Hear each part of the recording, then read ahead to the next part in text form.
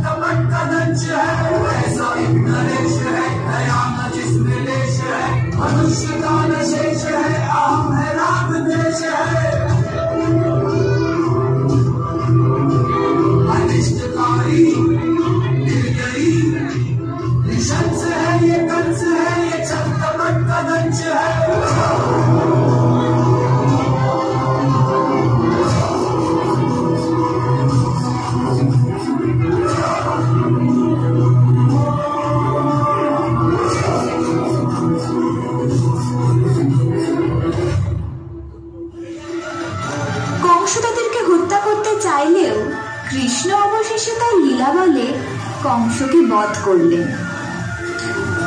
মুক্ত হলো মথুরা রাজ্য কংসের অত্যাচার থেকে। মথুরাবাসী উল্লাসে কৃষ্ণকে অভিবাদন জানালেন। তিনি হলেন দ্বারকাপতি।